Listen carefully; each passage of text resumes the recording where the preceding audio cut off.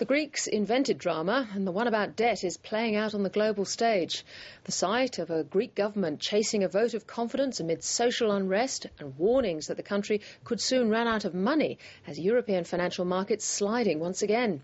To make matters worse, European finance ministers can't agree on releasing a loan payout to spare Greece from default next month.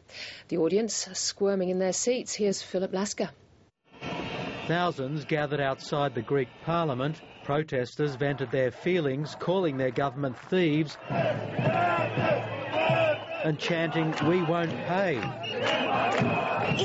Did they tell the truth? Did they tell us what we owe, why we owe it, how the problem reached this far? No. The politicians are telling the truth now.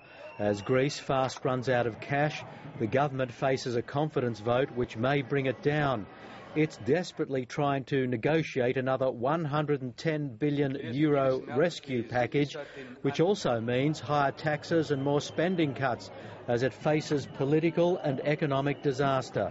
The consequences of a violent bankruptcy or exit from the euro would be immediately catastrophic for households, the banks and the country's credibility.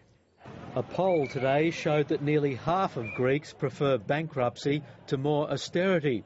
Not that you'd have known it from the Greek representative at the EU Finance Minister crisis talks in Luxembourg.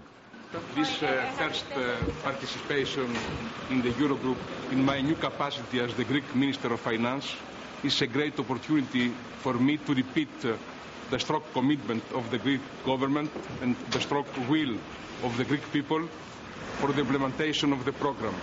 The finance ministers have so far been unable to agree on a new Greek loan, but also unable to say no. If we don't find a solution, if we let Greece head towards default, there would be a risk of contagion to a series of countries and the risk of a new crisis.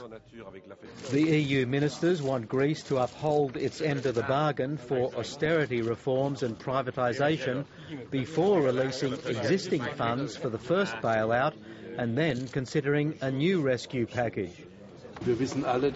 We know that we need a prompt decision, but the decision will not be here, but in Athens.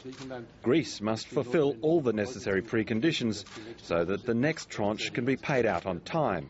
Europe will do its part. And that's the problem, according to some analysts, who say the European Union is simply throwing good money after bad, and point to the latest doubts about the euro's survival in Germany's influential Der Spiegel magazine.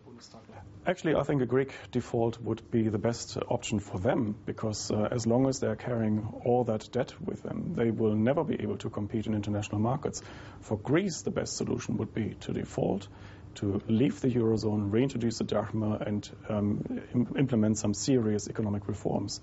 But apart from that, I don't think Greece has a chance to recover if they remain within the Eurozone.